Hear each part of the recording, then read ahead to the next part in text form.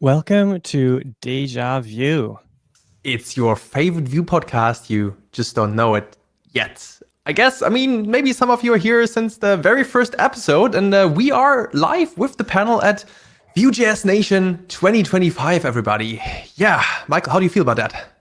I'm feeling great. We're going to talk about AI and Vue, and it's going to be awesome. So, if you have any questions for these fine folks for this panel, put them in the chat, and we might be able to get to them. And we'll see where this whole panel goes. Absolutely. And if you want to wait. What's like Deja Vue? Never heard about that. Well, we are a weekly podcast all around the Vue ecosystem. We have amazing guests. We had like Evan Yu on, of course, a couple times. Daniel Rowe, lead of Nuxt team, but also Matt Pocock, right, the TypeScript wizard. CJ from Syntax, who taught about his first true love, Vue.js. And of course, today we also have amazing guests. So, Michael, go ahead and introduce our first guest today. Yeah, so our first guest is Daniel Kelly. And you may have seen him yesterday giving an awesome talk on Vue and AI. He is the lead instructor at Vue School. And so he's got like 10 years of full stack experience. He does lots of teaching, all of that amazing stuff. So can't wait to hear from him about what you're doing with AI. How are you doing today? Are you feeling a little bit better? Here, Michael. Yeah, doing pretty good, man. Doing pretty good. Perfect. And of course, we can't only do it with one guest. We have to have two people on here at least. And our other lovely guest is a full stack developer. He has a knack for TypeScript, really good expertise, also in Gen AI. Actually, we talked a couple of hours ago about super interesting project. And maybe if you're like a Deja Vue hardcore fan, or at least listen to episode 5, you have heard and maybe seen him already. Because he talked about server-side events and his side project, Career Deck AI. Welcome to the panel, Patrick van Everdingen. Patrick, how are you doing? I'm doing great, Alex. Thank you. How are you? Good, yeah. Psyched about the panel. And as Michael said, really curious what the chat is saying. I hope big claps right now for all our amazing guests. And we should start straight away with the first question, which is a very simple one. Will we all lose our jobs to AI? What do you think, Patrick, Daniel? Patrick, you want to take a stab at that one first? I think we'll not lose our jobs to AI. I think we'll have new jobs coming in thanks to AI. And we'll always have some sort of job where AI will play a big role in our lives. I don't think we'll lose our jobs. No. What do you think, Daniel? I definitely agree with that. We're going to lose our jobs as they currently stand, right? They're not going to be the same jobs. They're going to be same in some respect. In a lot of the same respects. I mean, we're still needed in that development life cycle, but they're going to be different. It's not what we originally, trained and things for 100%, right? It's going to look different. So with these AI models getting better every couple months, we see that they're capable of more and more, and surpassing all these benchmarks and whatever hype we see on social media. Why do you think that they aren't going to take our jobs? Like, there's obviously the other side that's like, oh, they can code better than the best humans, so of course, like, it's only a matter of time. But like, what would you say to that point? And why do you think that they're going to need us, or we will need to use AI rather than just having a button press and it build the app for us? Well, I think an important aspect of using AI responsibly is having the human in the loop, someone who keeps track of what an AI system is doing, whether it's coding, marketing, writing content. You always need to have some sort of human approval in this entire process. I think we're doing that right now with coding. Cursor, Claude generates code for us. We check if it's valid. Hopefully. Hopefully.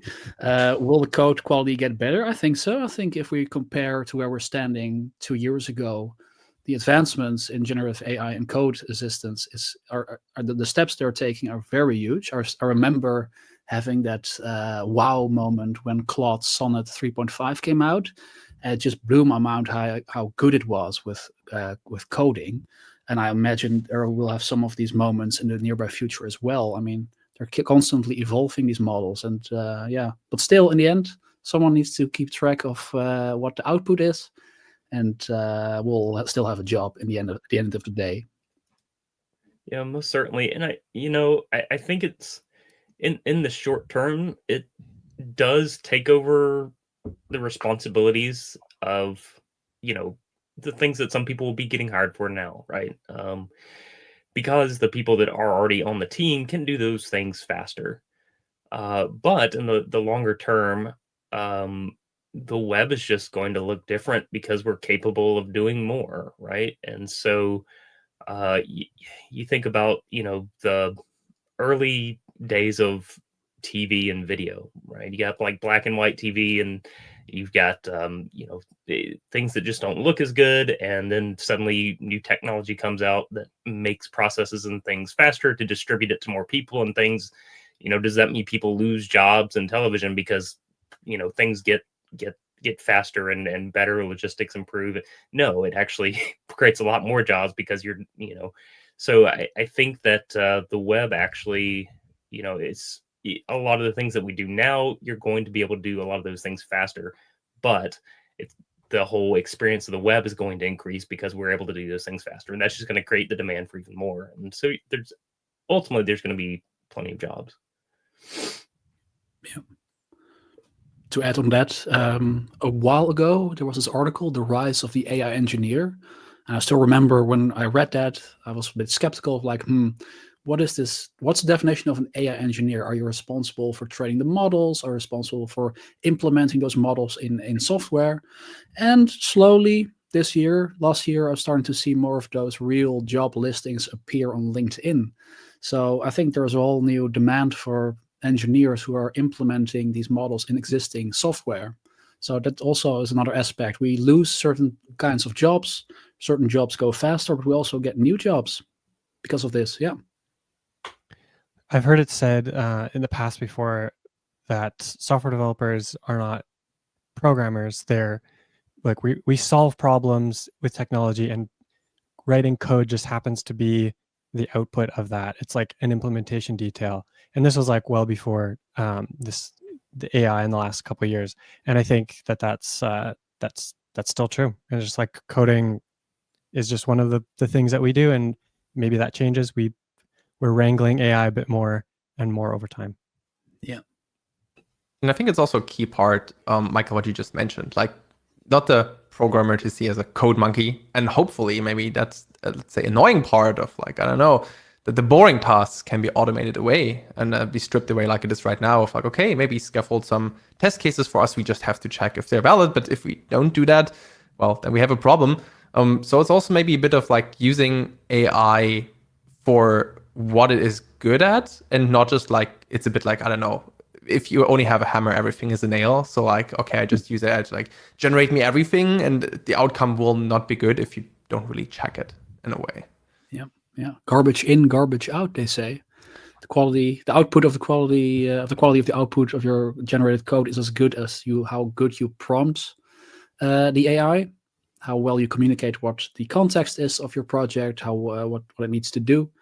And my experience with these kind of things is that the longer the task is that you define that the AI needs to solve, the higher the probability that the output of the code becomes less usable. That's my experience. I like to break things up in smaller chunks. And if you know how to prompt these smaller chunks, I think your life as an engineer becomes much easier and faster. Yeah, for sure. And it's kind of like having a little bit of an extended memory, as less so than like another strategic part of your brain, right? It helps you remember where some things are and what patterns are kind of in the code, but it's not necessarily always thinking strategically as a human could. No.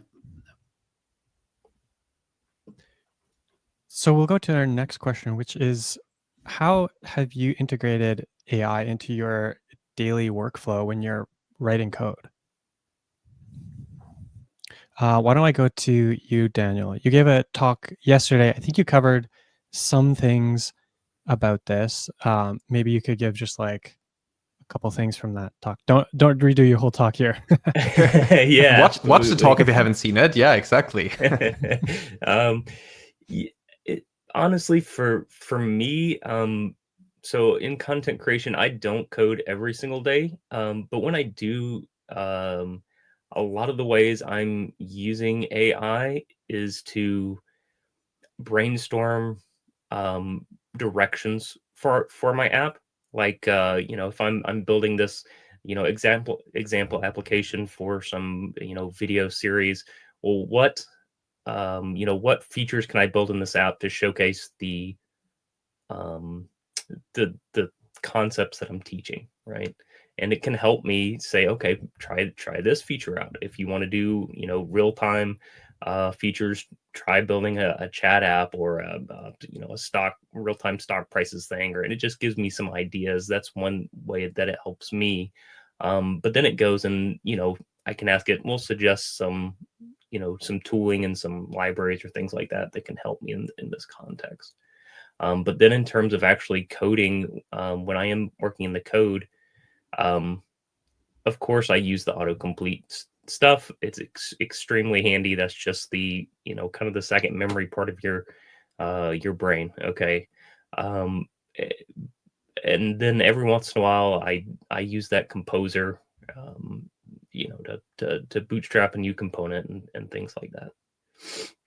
Do you trust composer mode with the YOLO mode enabled? If you've heard of this? No, I do not. Have you tried it? Give maybe a little context to everybody out there who's not knowing what the composers or YOLO modes of people not using cursor. Maybe that's a good part there. And then I'm happy to hear more about experiences with that. Yeah. So composer mode is a feature within Cursor IDE, which in its turn is a fork of Visual Studio Code. Looks exactly the same as Visual Studio Code, has the same extensions, plugins. And it is a feature that allows a large language model to, I would say, semi-autonomously construct a new feature for you. And that is not tied or limited to just code generation in a file that you're working in. It also allows a large language model to access the file system, create new files, run stuff in the terminal. So I think it's a really innovative feature that kind of helps you get in the right direction, given that you have enough supervision. You give it enough supervision, it will work pretty well. And this YOLO mode, it's a flag that you set in the settings. It basically means, all right, I'm going to give up all control over my code editor, and I want the large language model to do whatever it wants, which also means running commands in the terminal. And I once tried it, and I said, hey, let's build this new component. It has this requirements, and sure, this, make an API call that. And I pressed enter. I went out to make coffee, returned after 10 minutes, and just created 42 new files and just messed up the entire code base. I don't think it's very useful yet, but I can see where things are going in the next coming years with this new feature. I don't know how your experience has been, Daniel. 42 new files. That's wild. Yeah. No, I haven't tried it. The fact that it had access to the to run commands scared me, and I just didn't want to trust it to do that. And I didn't want to take the time to like learn how to sandbox it or something. So yeah. It's also like same thought, like, oh, RMRF / oh, oops, too bad. That's right. Yeah. Or like, oh, that's the wrong prefix. I wanted to remove the component. There's a checkbox that says disallow, removing files. So they made they built that in to it, so it's a little safer. And it can only execute some malicious things. That's good. Yeah, exactly. Yeah. But at least that's a good way to like make sure that not everything is lost accidentally. Like, oh yeah, the Git folder is not gone. Too bad. Yeah. But I mean, it also fits in a way what you two of you described with like, okay, AI is useful if you have this supervision, if you check your code. I think maybe that also comes pretty nicely in with another point, which is what is your best tip or advice for like other developers doing AI assisted development in Vue.js specifically? Besides, of course, check what the output is. Mm-hmm. I would say just just take it in small chunks. We kind of already said that, right? Don't try to do everything at one time. And this is going to be the most helpful thing. Remember, you're still the brain in the operation. It's just helping. Yep. I agree. My advice would be use Cursor's documentation feature. It's basically Cursor allows you to ingest both local and online documentation of your favorite framework or an obscure plugin that nobody's ever heard of, and it basically uses that as a reference to write your code. So when I started with this, it greatly reduced the amounts of hallucinations because it uses grounded facts and documentation to write code. I think that's really useful. And yeah, I'm completely on team Claude 3.5 Sonnet. I think that's super good stuff. Yeah, and also expensive, I heard. Sorry? Also expensive, I heard, or at least compared to other models. It's quite all right nowadays. I have a Cursor subscription, $20 a month. It basically gives you 500 fast requests with Claude Sonnet, which I think, it suits me pretty well. Yeah, I think they have so-called like premium models, or a few that you can choose from, and Claude's no more than the latest OpenAI model on there. Yeah, so that's nice. Yeah. And what's also good to know is that Claude is also available within Visual Studio Copilot as of a couple of weeks ago. So if your company has a GitHub Copilot subscription, you can always switch from GPT to Claude. Yeah. That's what I did for most of the things, because I'm mainly using GitHub Copilot and VS Code, and then it's like, oh yeah, Claude, let's try. Gives better results actually. So I was really happy about that it happened. Yeah. Very good results. What I kind of dislike about the versioning of these large language models is that they kept referring to Claude 3.5 Sonnet as Claude 3.5. And then they released a new Claude 3.5, which they didn't call 3.6. They just called it 3.5 new. So make sure that you refer to the right version of Claude, which I think has a date time stamp in the model itself. So always check, because your experiences may vary depending on the model that you're using. It's sometimes confusing to, in large language model land. It also sounds a bit like versioning strategies should have been improved a little bit. I mean, we at least in software development have figured it out kind of with semantic versioning. Though there are also other suggestions. But that's good to know. What to name it. Just ask. That's a good idea. Yeah. All right. There is one question. A lot of questions from the audience actually. So let's do something that's quite related. Because Daniel, you mentioned the extended memory. And it's about the role of documentation. It's also a fair point as the perspective of a maintainer. The question is, does the role of docs diminish? Docs get auto-generated from prompt questions, or also do people still read docs? Why can't they just use AI to figure out what the library is about, like Michael showcased in a recent video as well? What do you think about that? The way that we create docs visually for people to ingest, I think the need for that does diminish some. Like having a website you can go to with docs that look nice, and but does your app still need documentation? Yes, absolutely. I mean, that's how you're teaching the language model about your app in a lot of ways. So in fact, that's one of the things I mentioned in my talk. And to be honest, I haven't tried it myself. It's something that this piece of advice is something I've heard from others online, is that you should ask the composer inside of Cursor to document changes for you in your app as it's doing things in the composer.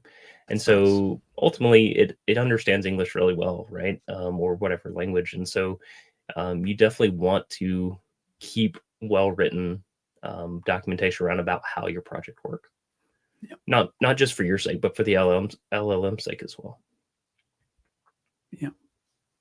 And do you think that, like, from a maintainer's perspective, couldn't you just say, okay, I have a lot of tests and the code is expressive enough? Then, like, as you just said, with like, okay, if AI generates the code, or like AI reads through the code base and generates the docs from that, do you think this will have like a similar, let's say, impact than writing the docs by hand manually right now?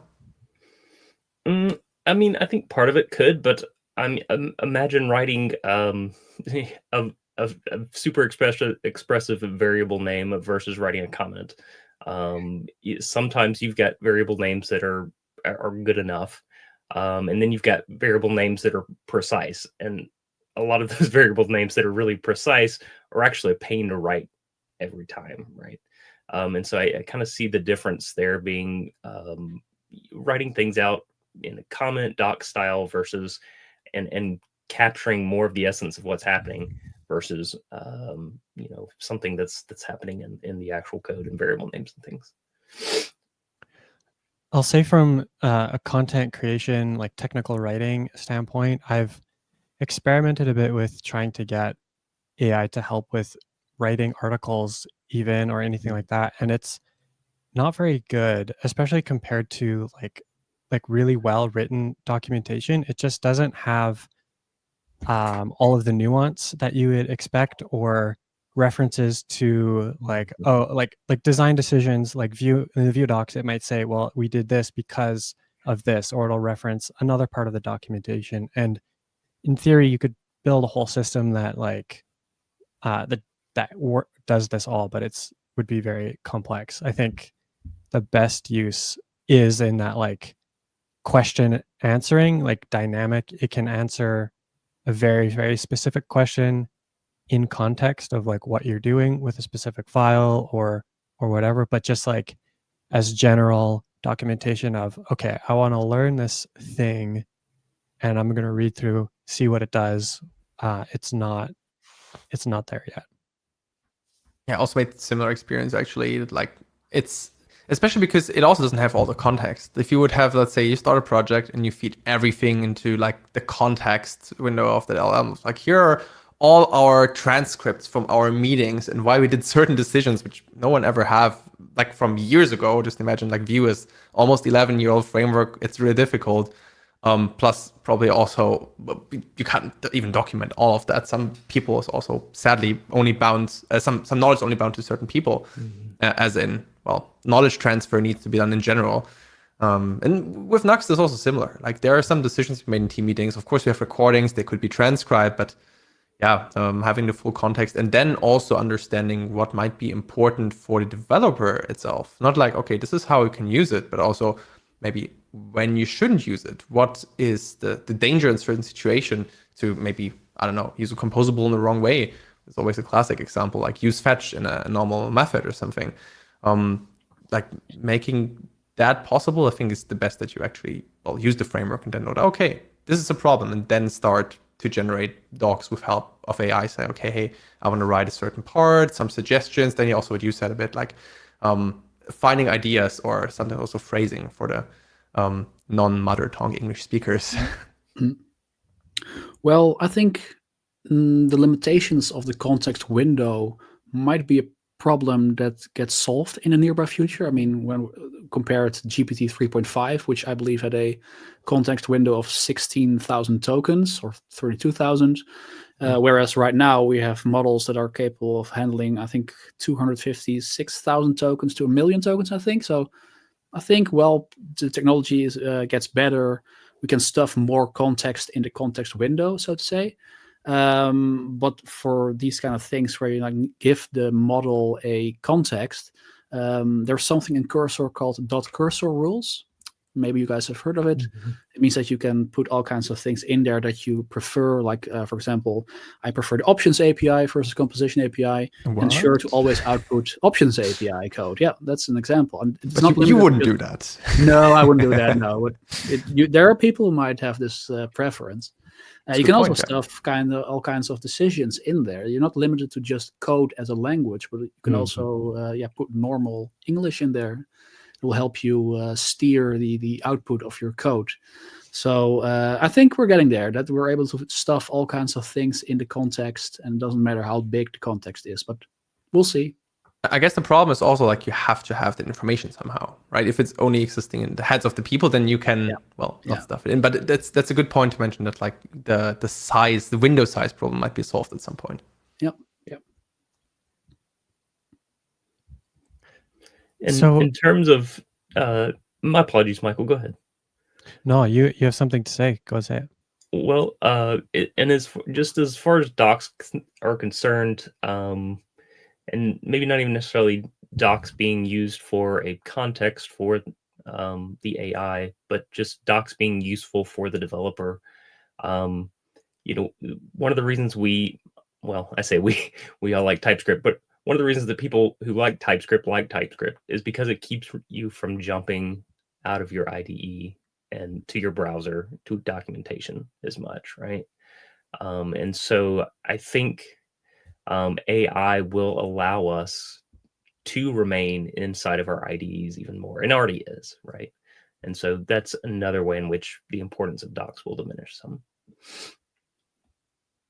Maybe that's also a good point to mention that some frameworks, for example, I know Svelte is doing that, is providing LLM-friendly documentation, just like an LLM.txt file with like, hey, this is Svelte. Here's how you do things. A bit like how you could build your custom cursor rules saying, hey, this is how you use certain methods of the framework you use, but by the framework by default.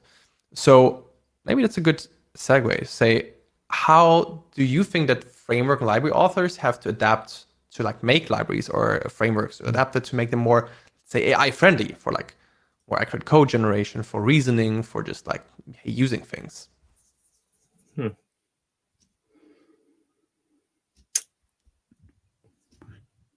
That's a very good question.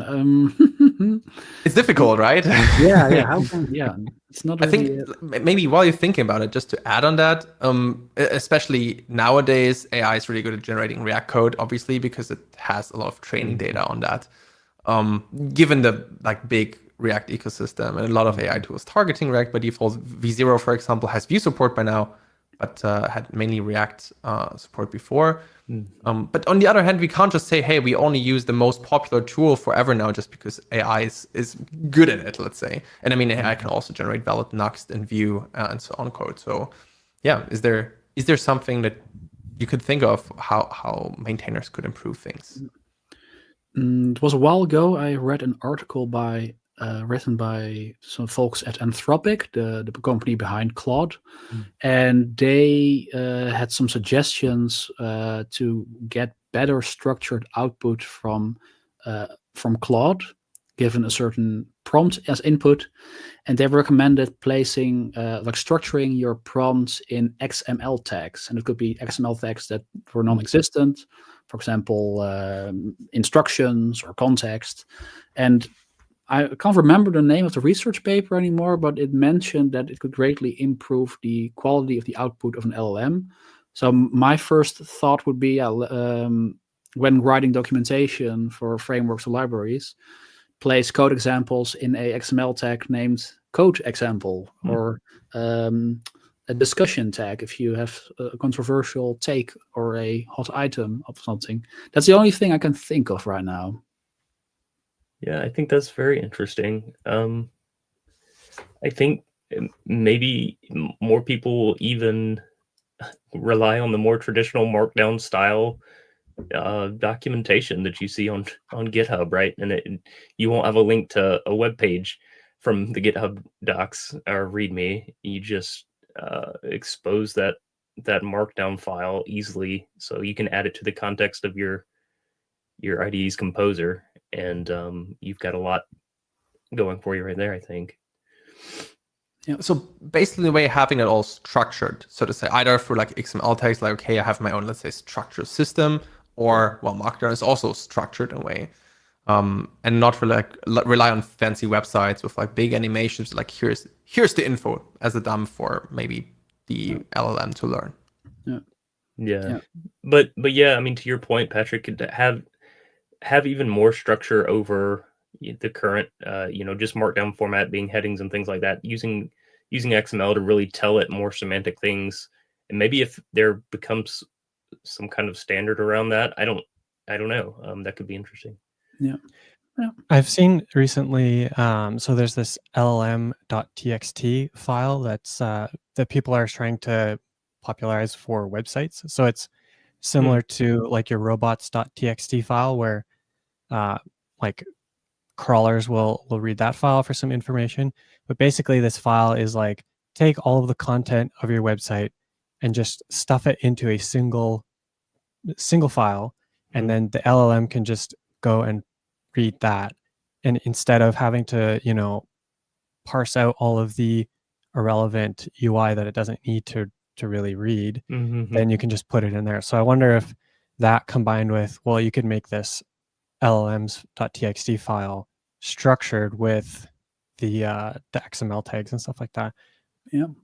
That's also what Svelte is doing, for example. They have like a system tag making it saying this is the developer documentation for, I don't know, for example, SvelteKit. And then they have Markdown flag nodes and so on, so on. So it's a kind of a mix. It also goes in that direction. Yeah. But I really think like in the future, there will be some kind of like alignment at least to make things more graspable, like with less tokens and more accurate for LLMs. So that would be interesting.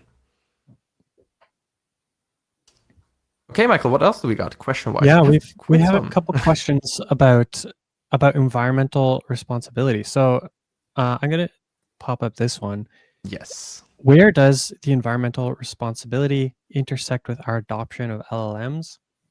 Because we know that these LLMs, they're using tons and tons of energy, and even like Meta investing in building their own nuclear reactors and like, crazy things like that, because they're just so power hungry. So how have you thought about this, or do you have any ideas on this question? A bit of an ethical or moral dilemma here. And before you answer, AGI will solve that is not a valid answer. Not making it easy here. I would say before you consider using AI or implementing AI in existing software or applications, try to think, do I need AI? Do I need AI? There are these examples I see online, and it's primarily within a realm of AI LLM engineering called agentic workflows. They often give like an example of, okay, let's build an agent. It will independently and autonomously search the internet and look for the price of a certain stock on the stock exchange. Well, we have an API, maybe a couple of them around for this exact purpose. Why would you feel the need to spin up a large language model to do something that an API call can do much faster and much less prone to using power? That would be my first concern. And the second would be, try to consider using your own local large language model that you host in something called Olama. Allows you to run models locally. That way you're not dependent on some sort of third party that uses power in a way that doesn't need to. And I'm also thinking, but I don't know much about this topic, but I also read somewhere that most of the energy usage goes into training the models, like making them train on all the data that's get fed. So try to consider not training your models too much or fine-tuning them too much. But that's just an idea I have.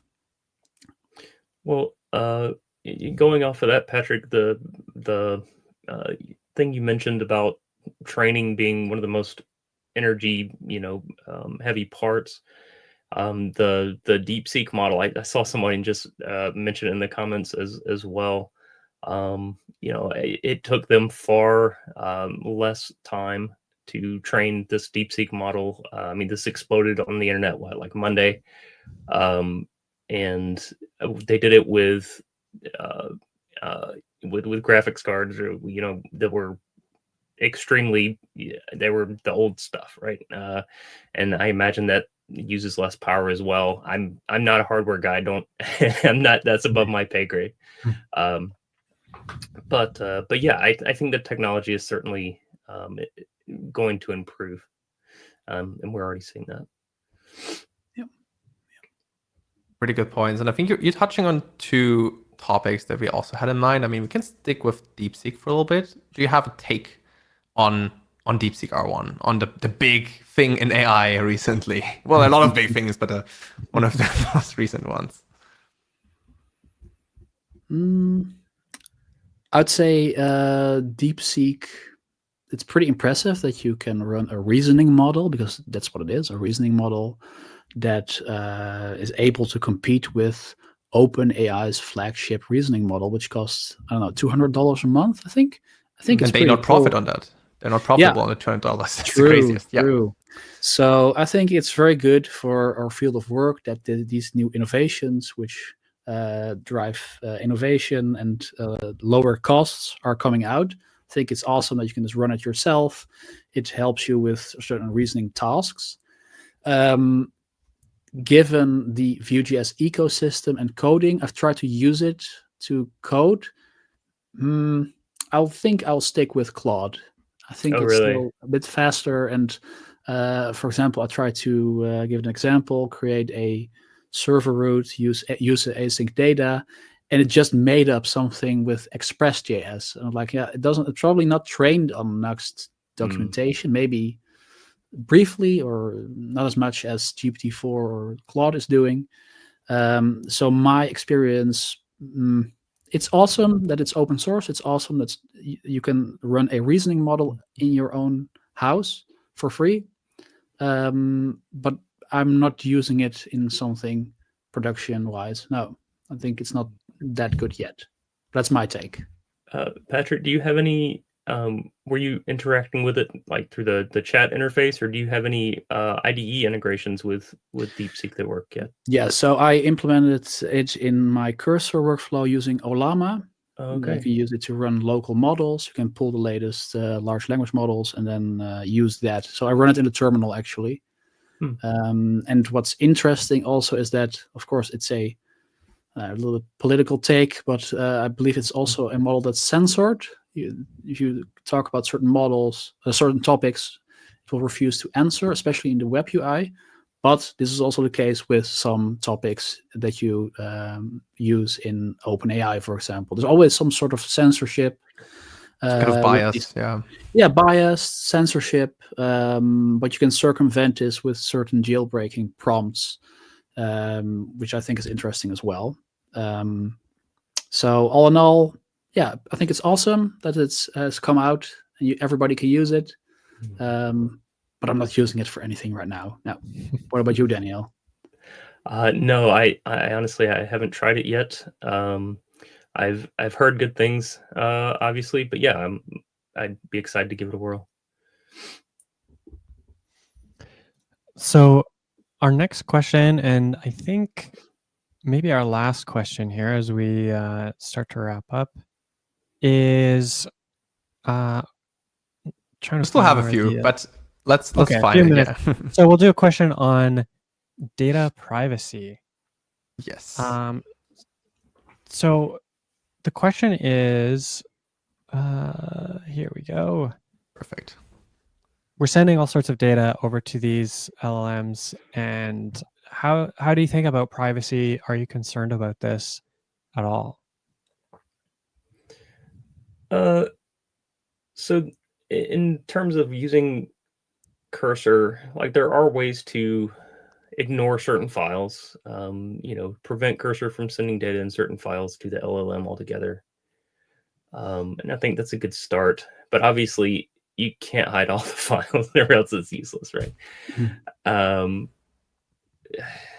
I don't know. In terms of code, it doesn't bother me that much for the most part, because a lot of the things that we're doing, technically speaking, like people already have done, right? It's not like secret information. It's not, it's just architectural stuff. But I don't know. I mean, I really haven't tried to tease out of a LLM, hey, what is this company's certain piece of software doing? I haven't tried to ask it to give me that information. I don't know.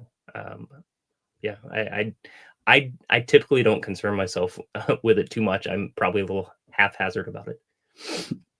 I guess it also depends on what you work on, so to say. I guess when you work, I don't know, on a super secret government project, and they're like, yeah, all the files are sent over to, I don't know, some server, then people might be like, oh yeah, let's see, let's maybe not do that. I don't know. Yeah. But Patrick, what do you think? Well, I know for a fact I have a couple of colleagues who work at a financial institution here in Holland, and they have a policy of not letting their engineers work with AI coding. As a matter of fact, everything is blocked from OpenAI. Not even ChatGPT can be used. So they are they have to use local coding models, which you can also pull with Olama. They were quite great. You have Code Llama, made by Meta, works pretty okay-ish. There's a Chinese model, Quen, which works also really well with coding. And another aspect of ensuring privacy is that you can also run your local large language models. They are not connected to the internet. Your data does not get sent to a server. Everything stays on your laptop, even without any internet. So that would be a good way to mitigate this issue. Yeah. I guess it also applies if we think about things beyond coding, like applications, including AI dealing with sensitive data, be it like, I don't know, medical data, whatnot, then that would also be a valid way to do that. Yeah, certainly. One thing you could also check out if you're not too technical, if you haven't worked with Olama, if you can't work with it yet, there's this thing called the Web LLM project. It's very, very much work in progress, but what it does is it allows you to basically pull a Llama model in the browser cache and run a large language model within your browser. And when I tried that for the first time, I was like, my mind was blown. Like, you don't need any internet. The model gets cached in your browser cache. You can just run a local large language model within your browser. I also think that's the future where we're headed, like smaller, optimized language models that are very good at one particular task. Google is doing some experiments with this AI API which runs in the browser. I think that is a way that we can tackle privacy issues in the nearby future. Yeah. Yeah, the Web LLM thing is very interesting. I'll have to check that out a bit more. Yeah, do it. I mean, that's just the start as well. As I said, like, it's very much in development, and I guess there are a lot of things coming. No matter if, like, okay, decrease the size while keeping the same, reasoning capabilities. Versus running them. And I think especially given that, I mean, I'm living in the EU, Patrick, you as well. I'm German, so we're the land of the GDPR, which is not necessarily a bad thing. But well, let's not get into that. The main point is that a lot of companies are very much privacy focused. And I mean, that, like, for them, having a solution just like, hey, okay, you want to use AI for internal things, here you can do it is a really good way, especially governmental, like near government organizations, or just people. So like, okay, I don't want to leak anything to any service outside. Sweet. Okay, we're slowly nearing the end, but we can do one more lovely question. And maybe it would be great to cycle real quick back. We talked a little bit about that, but the job market. I think the dev job market is in general like not that easy right now, and hasn't been the last year, a couple of years.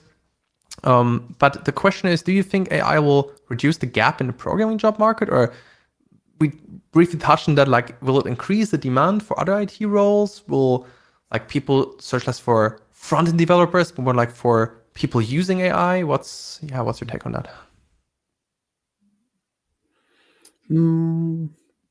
I think we're looking at two processes that run in parallel. I think on one hand, the tech market is quite bad in general. I mean, I'm speaking for Europe. It aren't the golden days anymore. I remember like 2-3 years ago during COVID, when a lot of companies had much more money. So that has dried up a little bit in Europe. So it's getting a bit tougher to stand out from other software engineers on the market. I think AI also has a role in convincing companies that you might not need as much software engineers because they can do everything with AI. I think that's the premise that many companies are now seeing in Europe. Or even worse, the project managers say, hey, we can do everything with ChatGPT, and then you need people to fix that. Yeah. Like, oh, I saw a TikTok reel. It said you can make a website with ChatGPT. Why would I need you? Well, will not be the case. But just like I said earlier, I think there will be a demand for other IT roles, which could be the AI engineer who's going to work and implement with all these large language models. There will be software engineers, front-end engineers who might need to implement and integrate large language models or fine-tune data, create a data ingestion pipeline. I think there are more possibilities rising right now due to the AI hype and boom. Yeah, for sure. I mean, it's definitely going to, create as many jobs, I think, as it takes. They're just going to look a little bit different. And honestly, as developers, we're poised in a very good position to take a lot of those positions because of the knowledge that we have. Yeah. Great. I think that's a really good end word here for everybody who might be concerned that, as we said before, nobody will lose their jobs. It might just be different. And maybe there will also be some new roles out there as well. Patrick, Daniel, thank you so much for joining this lovely panel. Could you very briefly, just like in 1 or 2 sentences, say, where can people find you or follow you, just so people know that? So I am on Twitter at DanielKellyIO. GitHub is, I might mention there's an underscore between Daniel Kelly and IO. It's on my tag there. But yeah, that's mostly where I'm at. Yeah. And of course, I am, my apologies, Patrick. Of course, I'm with Vue School, and so vueschool.io. Definitely come there for, we've got some AI training and stuff there as well. Awesome. Yeah, you can find me on X or Twitter under regex parser, or if that's too hard, you can look for Patrick the LLM engineer. And I'm also on LinkedIn with my full name. You can find me there. There's only one Patrick van Everdingen, so you'll find the me. only one. The only one. Perfect. Thank you so much. And that's almost the end of the show. Thank you so much, Vue.js Nation, for giving us the chance to talk a bit about AI and Vue and how the future might look like. Thanks once again to our wonderful panelists. Also, make sure to subscribe to join to next year's event, right? Vue.js Nation 2026 at vuejsnation.com. And Michael, you got something else for us, which comes up there's very soon. also Front-End Nation, which is coming up in later this year. June, yeah. Everybody, June. So you can go sign up for that. There's the website is frontenddnation.com. You can go check that out. Yeah, and if you want to hear more about Deja Vue, check out the latest episodes. We have them on YouTube and on your favorite podcast platform, Apple Podcasts, Spotify. Google Podcasts is dead, so not there anymore. Wherever you want to listen to, for example, we talked about our 2025 predictions with Daniel Rowe, who's speaking later today. So shout out to him. And also with Justin Schrader about FoamKit and a bit more AI. Definitely check it out. Still muted, Jen? Always muted. I'm always muted. It's the best part about emceeing a conference is I'm always muted. Yes, definitely go check everybody out, especially like Deja Vu. But how do they follow Michael? How do they follow you, Michael and Alex, if they want to take a look at your work as well? Yeah, Michael Thiessen at Michael Thiessen on all of the platforms, or michaelandthiessen.com. Perfect. Yeah, for me, it's at the Alex Lichter, who is also shown in the video on X, on YouTube, Twitch, GitHub by now as well, and thealexlichter.com on Blue Sky. And of course, Deja Vue at Deja Vue FM, or at dejavue.fm, or the website dejavue.fm. And check us out and watch all the lovely episodes. We have like 44, 45 going on, so time to catch up if you didn't yet. Perfect. Thank you so much, everyone. This was a wonderful panel. Thank you again. Thank you all. You. Thank you. Thanks.